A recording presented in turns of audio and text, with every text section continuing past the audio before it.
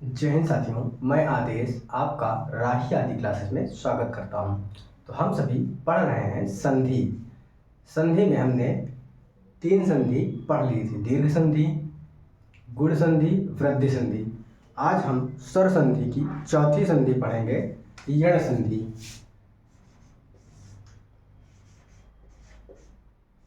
यण संधि। आप सभी से एक ही रिक्वेस्ट है कि आप अधिक से अधिक सहयोग करें, क्लास को लाइक करें, शेयर करें, और आप सभी एक एक दो दो लोगों को अगर सब्सक्राइब कराते हैं तब भी ये धीरे धीरे बढ़ता जाएगा। तो अब हम अपनी क्लास को शुरू करते हैं। यण संधि क्या होती है इसकी परिभाषा देखते हैं।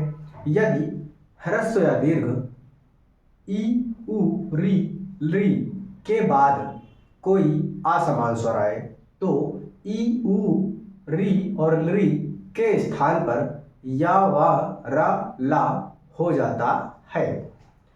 इस परिभाषा को अब हम पहले लिखते हैं, उसके बाद समझाते हैं उदाहरण के माध्यम से और उस परिभाषा को एक डायग्राम के माध्यम से, तो आपको यह पूरी तरह से समझ में आ जाएगा। क्या है परिभाषा? यदि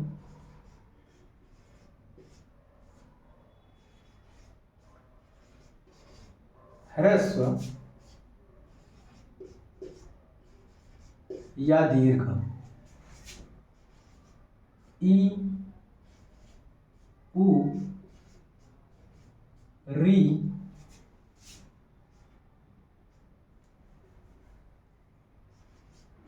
ली के बाद कोई असमान स्वर आए। क्या है कि कोई असमान स्वर आए। असमान स्वर मतलब ई, उ, री और ली नहीं आना चाहिए, कोई और स्वर आए तो ह्रस्व या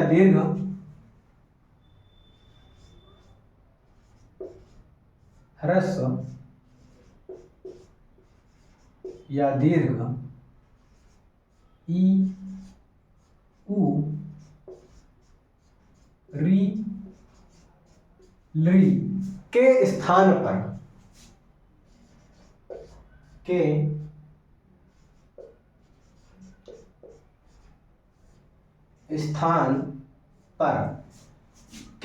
क्या हो जाएगा? या, वा, रा, ला हो जाएगा। ये तो हमारी हो गई क्या? परिभाषा। इस परिभाषा को हम एक डायग्राम के माध्यम से पहले समझते हैं। क्या बोला गया है? ह्रस्व या दीर्घ। तो ह्रस्व या दीर्घ, उसके बाद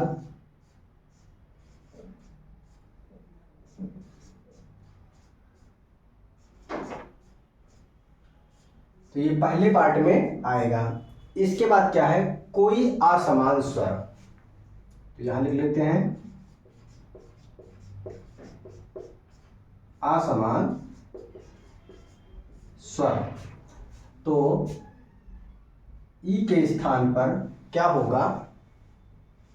या हो जाएगा, और उ के स्थान पर वा हो जाएगा, री के स्थान पर रा हो जाएगा, और ली के स्थान पर ला हो जाएगा। ये हमारा हो गया एक डायग्राम। जिसको परिभाषा के माध्यम से समझ में आ जाए वो परिभाषा को देख ले, और अगर परिभाषा नहीं समझ में आ रही है तब डायग्राम के माध्यम से बहुत ही आसानी तरीके से हम समझ लेंगे। अब ई, उ, री के बाद क्या है? कोई असमान, यानी ई के बाद ई नहीं आना चाहिए, उ के बाद उ नहीं आना चाहिए, और री के बाद री नहीं आना चाहिए, और ली के बाद ली नहीं आना चाहिए, कोई अन्य स्वर आए। तब ई के बाद ई के स्थान पर हम क्या चेंज करेंगे? या कर देंगे, और उ के स्थान पर वा कर देंगे, और री के स्थान पर रा कर देंगे और री के स्थान पर ला कर देंगे। अब हम सभी इसके उदाहरण के माध्यम से समझने वाले हैं। तो जैसे हम देखते हैं यदि धन अपि,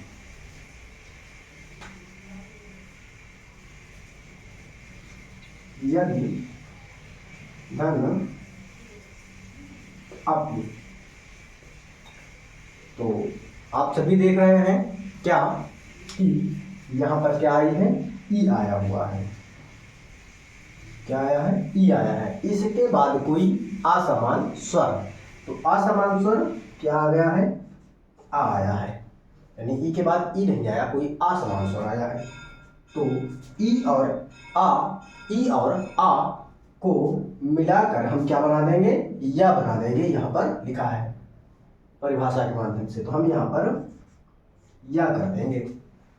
जब हम यहाँ पर या कर देंगे तो आप सभी देखिए क्या या है, यदि का या करिए, या लिख दिए। द हमारा जैसे ही किसी भी व्यंजन से हम स्वर हटाते हैं तो वो हलंत हो जाता है। तो हम पहले आपको इस प्रकार लिखेंगे ताकि आपको समझ में आ जाए। उसके बाद ई और आ मिलके या बन जाएगा, तो या लिख दिए। उसके बाद पी को हम ठीक उसी प्रकार लिख देंगे, तो यद्यपि हमारा बनेगा। हालांकि इस प्रकार से यद्यपि हमें देखने को नहीं मिलता है जल्दी से लिखा हुआ, और यद्यपि में हम क्या है, आधा द होता है। तो इसे हम, अब आपको समझ में आ गया होगा, इसे हम ठीक से लिखते हैं।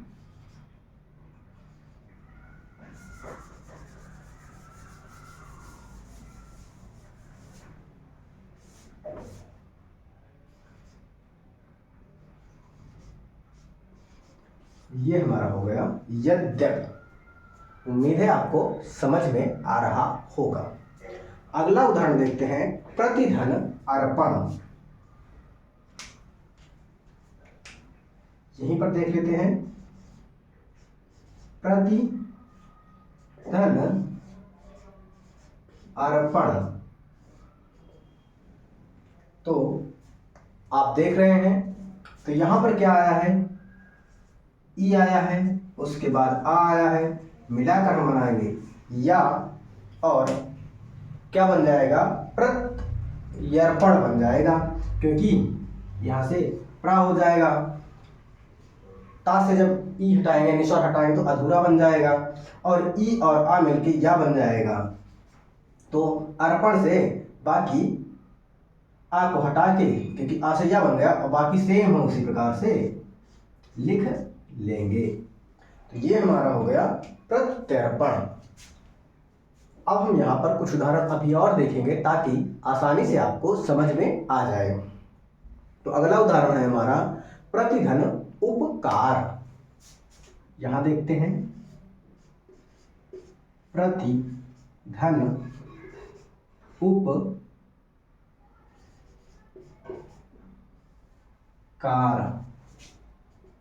तो यहां पर क्या है, ई है, उसके बाद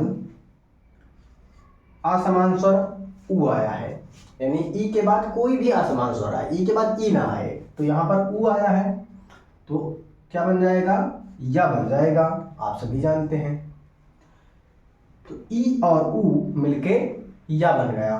तो उसी प्रकार हम क्या करेंगे, प्रत्य लिख देंगे, प्रत, और क्या हुआ, या का या बन गया, या बन गया, और छोटे उ की मात्रा कहां से लगी, इससे लग गई है, उ से, और आगे कार हम उसी प्रकार लिख देंगे। जैसे यहां पर आ होता था तो यह केवल बन जाता था, क्योंकि यहां में आ जो है यही बन पर मिल जाता था। यहाँ पर भी ई और आ मिलकर या बन जाता था, लेकिन यहाँ पर कोई और स्वर आता तो यहाँ पर दूसरा स्वर उसमें जुड़ता, क्या उसमें दूसरा स्वर जुड़ जाता। यहाँ पर या तो बना, लेकिन उसके बाद उ आ रहा है, तो ये उ इसी में तो समाहित होगा, इसीलिए यहाँ पर छोटे उ की मात्रा लग गई। तो हमारा क्या होगा, प्रत्युपकार शब्द बन जाएगा संधि करने पर। अब हम इसका अगला उदाहरण देखते हैं। अगला उदाहरण क्या देखते हैं, जैसे वधू धन आदेश, वधू धन आदेश। अब यहां पर हमें ध्यान देना है, क्या आया है, ऊ आया है। ऊ या ऊ के बाद कोई असमान स्वर आना चाहिए। तो असमान स्वर क्या है, यहां पर आ दिया गया है। अब ऊ के बाद कोई असमान स्वर आए तो क्या बनेगा हमारा, यहां से हम देख लेंगे, क्या वा बन जाएगा। अब तो आपको समझ में आ जाएगा, क्या बनेगा, क्या बनेगा, वा बनेगा। लेकिन जब हम शब्द बनाएंगे, संधि इन शब्द बनाएंगे तो क्या होगा, यहां से तो वा बना, लेकिन यहां क्या है, लास्ट में स्वर आ है, तो ये आ क्या होगा, वा में जाके जुड़ जाएगा। तो यहां पर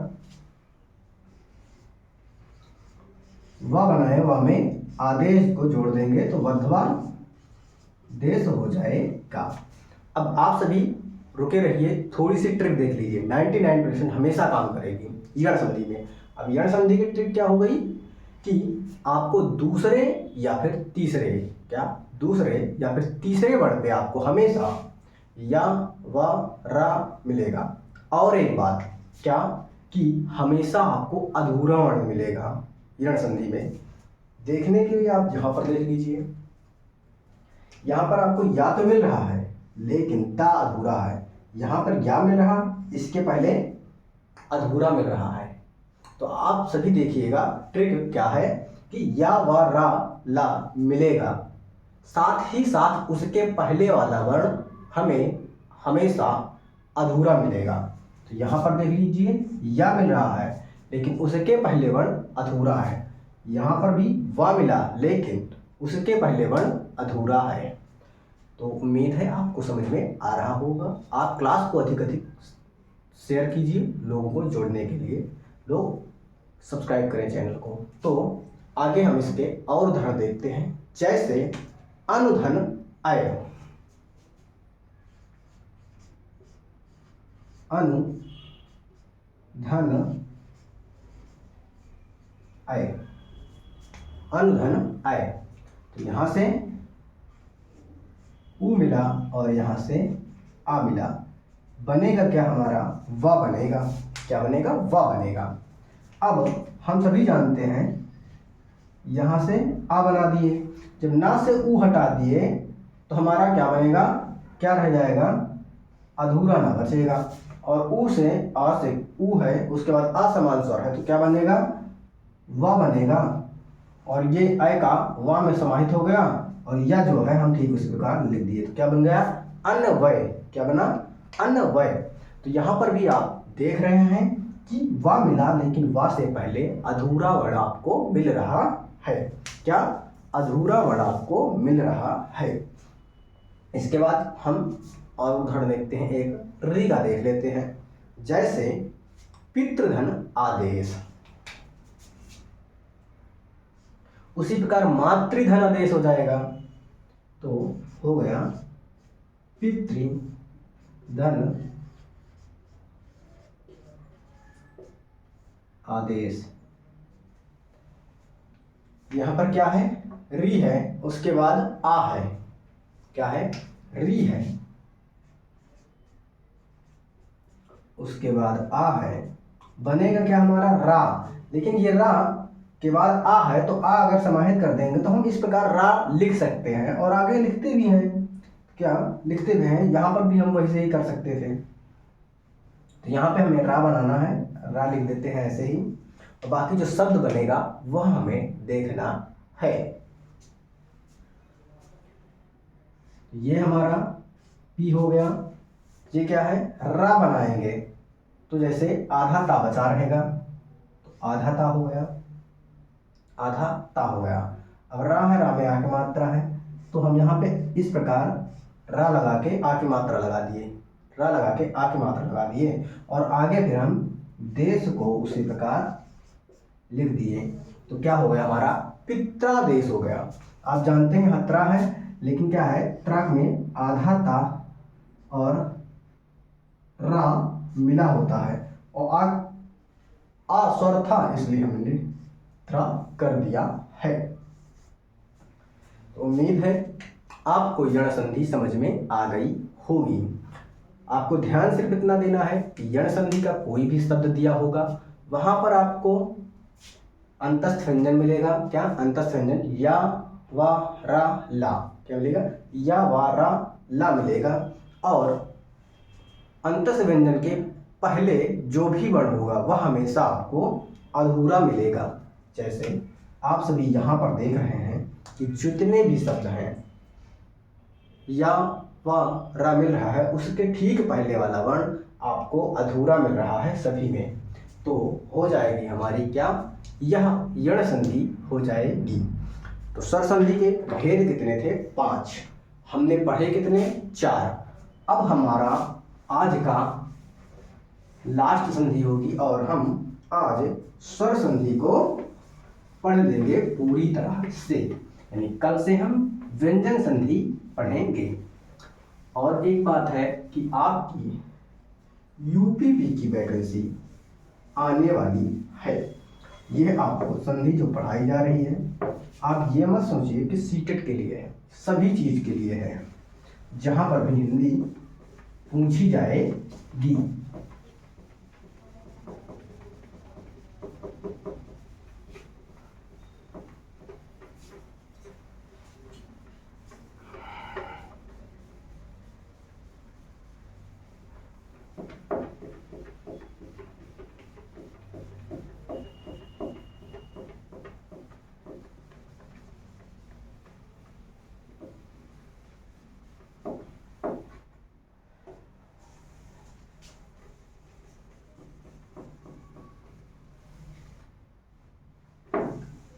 अब हम सभी पढ़ेंगे अयादि संधि।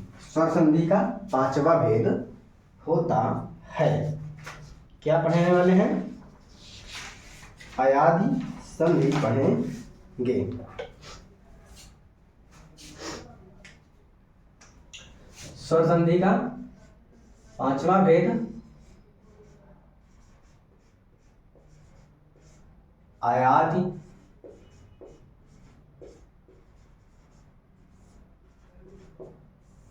संधि। इसकी परिभाषा क्या होगी?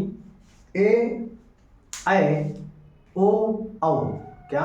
यदि ए, ऐ, ओ, औ के बाद कोई स्वर आए, लेकिन असमान स्वर आना चाहिए।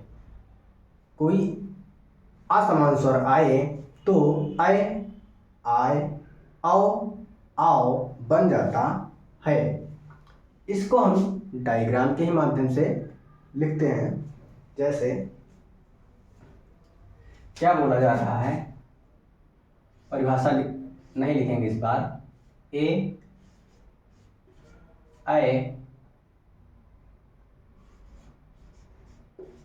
ओ,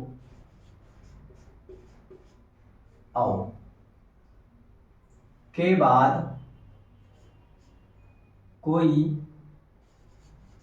असमान स्वर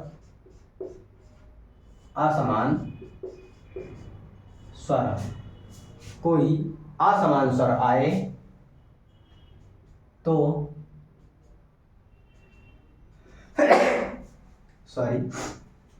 तो क्या बनेगा?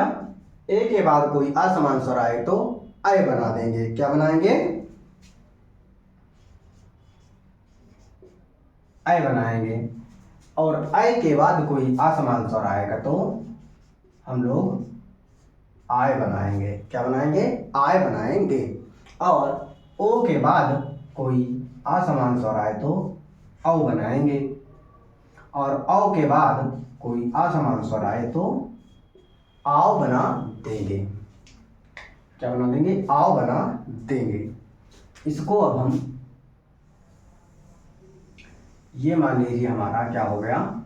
यही हमारी परिभाषा हो गई। और बहुत ही आसानी तरीके से इस डायग्राम को आप समझ लेंगे।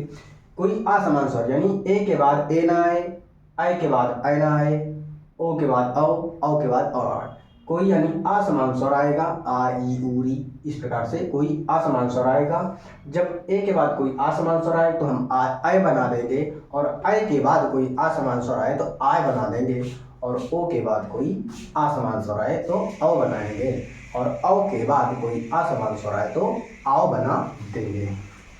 अब हम सभी क्या करेंगे कि परिभाषा तो हमारी हो गई। अब हम इसको एक एक करके उदाहरण के माध्यम से समझने वाले हैं। जैसे ने धन, यहां से देखिएगा, जैसे ने धन अन्न, ने धन अन्न, क्या हुआ? ने धन अन्न। तो यहाँ पर देख रहे हैं ए आया है, उसके बाद आ आया है, कोई असमान सा आ आया है, क्या बनेगा? आय बन जाएगा। क्या बनेगा? आय बन जाएगा, आय बनेगा। यहाँ पर यह हलंत है, लेकिन जैसे ही आ और ना लिखेंगे तो ये जो या है इसी में आ समाहित हो जाएगा, मिल जाएगा। तो हमारा शब्द जो बनेगा वह क्या बन जाएगा? नयन। क्या बन जाएगा? नयन शब्द बन जाएगा। क्या बना? नयन शब्द बन जाएगा। आगे देखते हैं। यहाँ पर आप कभी देख रहे हैं, यहाँ पर क्या है? अय शब्द है। जैसे आ जो है ना में जुड़ गया है, तब ये हो गया, और ये वाला आ या में जुड़ा है। उम्मीद है आपको समझ में आ रहा होगा। अभी हम कई सारे जब उदाहरण समझेंगे, लिखेंगे, तब हमें और समझ में आ जाएगा। जैसे अगला है नए धन इकाम। क्या? नए धन इकाम, नए धन इकाम। तो क्या बनेगा शब्द? देखते हैं। यहाँ पर क्या आया है? इस बार अय आया हुआ है, और अय के बाद ई आया है। अय है, कोई असमान स्वर आए तो क्या बनाएंगे?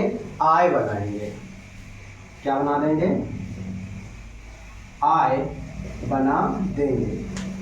अब आप देखिए, क्या समझने के लिए, जब ना से हम अय यानी ये स्वर हटाएंगे तो हमारा अधूरा बनेगा। ठीक वैसे उसमें भी हुआ है।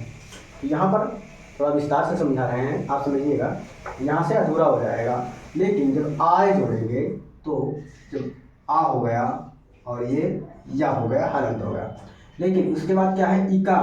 तो इस या में इका जब जोड़ेंगे तो हमारा ये हो गया ई, और ये हो गया का। ये हो गया ई और हो गया क्या। तो हमारा शब्द क्या बन गया? नायिका बन गया। और यहाँ पे देख रहे हैं आ की मात्रा और या, आय आया हुआ है।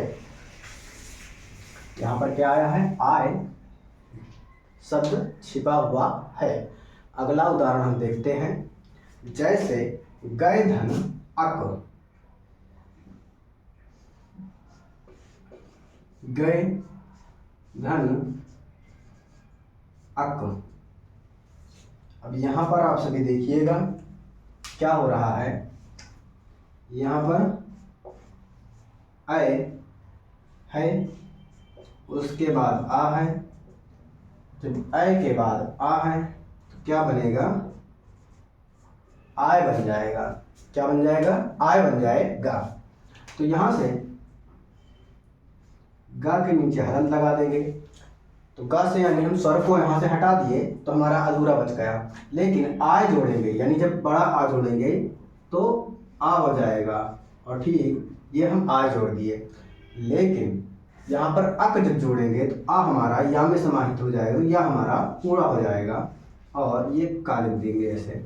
तो हमारा शब्द क्या बनेगा? गायक शब्द बन जाएगा। और यहाँ पर आप देख रहे हैं आय शब्द आया हुआ है। क्या? आय शब्द आया हुआ है। और उदाहरण से देखते हैं हम। जैसे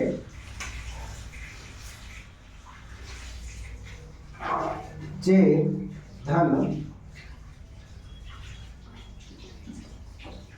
धन अन। यहाँ पर आप देखिएगा चे धन अन, तो यहाँ पर क्या है, ए है, उसके बाद आ है, क्या बनेगा, आय बन जाएगा। क्या बनेगा, आय बनेगा।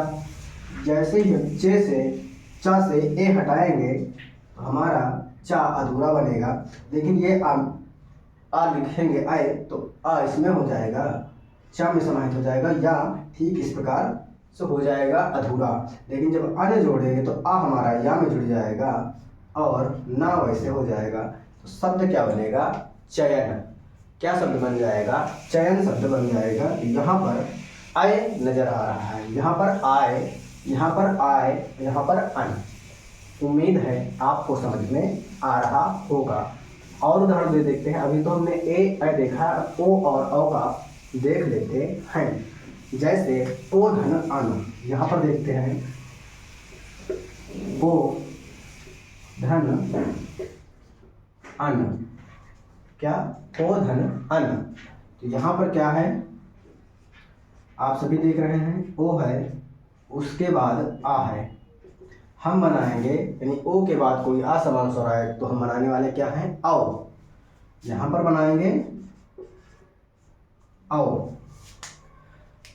जैसे ही पा से ओ हटाएंगे, यानी स्वर हटाएंगे तो हमारा अधूरा बनेगा। लेकिन जब हम औ लिखेंगे, क्या, औ लिखेंगे तो आ जो है पा में समाहित हो जाएगा, तो पा पूरा हो जाएगा और वह हमारा अधूरा रहेगा।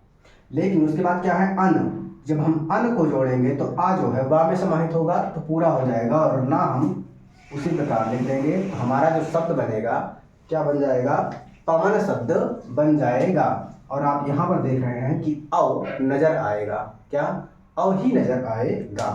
अगला उदाहरण देखते हैं। जैसे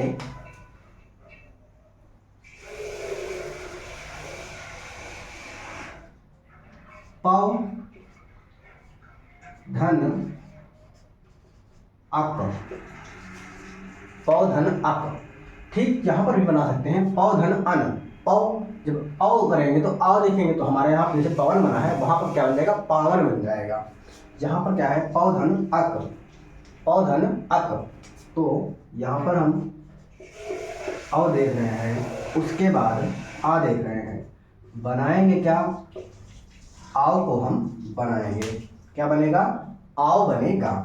तो यहाँ से पा से औ हटाएंगे, अधूरा बनेगा पा, यानी, और उसके बाद आओ जब जोड़ेंगे तो पा में हमारा आ जुड़ जाएगा और वह हमारा अधूरा हो जाएगा। फिर अक है तो आ हमारा वा में जुड़ जाएगा और का वैसे हो जाएगा, तो हो जाएगा क्या, पावक। क्या होगा, पावक शब्द हो जाएगा। यहाँ पर आपको आओ नजर आ रहा है। और देख लेते हैं, जैसे इसी को देख लेते हैं, पौ धन अन, क्या, पौ धन अन। यहाँ पर क्या है, औ है, क्या है, औ है, उसके बाद आ समान स्वर आ है, तो हम क्या बनाएंगे, आओ बनाएंगे। क्या बना देंगे, आओ बना देंगे। जब पा से औ हटाएंगे तो अधूरा बनेगा, यानी आधा पा बनेगा, लेकिन आ मिला देंगे तो हमारा पूरा हो जाएगा आ। और वाह को हम वैसे ही लिखेंगे, अधूरा वाह होगा, लेकिन आ मिलाएंगे तो वाह हो जाएगा और ना लिख देंगे तो हमारा शब्द क्या बन जाएगा, पावन शब्द बन जाएगा। यहाँ पर आपको आओ नजर आ रहा है और संधि विच्छेद करते हैं तो ये ऐसे बन जाता है। और इस प्रकार से उम्मीद है आपको समझ में आया होगा। तो ये तो हमारी थी अयादी संधि, यानी हम सभी ने स्वर संधि को समाप्त कर लिया है, यानी स्वर संधि हम लोगों ने पढ़ लिया है। अब हम कल से पढ़ने वाले हैं व्यंजन संधि। क्या पढ़ेंगे, व्यंजन संधि। आज की क्लास को हम यहीं पे समाप्त करना चाहेंगे और आप सभी से यही चाहेंगे कि आप सभी अपना अधिक से अधिक प्यार और सहयोग दें। अधिक से अधिक लोगों को जोड़िए, अधिक से अधिक शेयर कीजिए और लाइक कीजिए। अगर आपकी कोई राय हो या नहीं समझ में आता है तो आप अपने कमेंट के माध्यम से हमें बता सकते हैं। आप सभी का इस क्लास में जुड़ने के लिए बहुत बहुत धन्यवाद।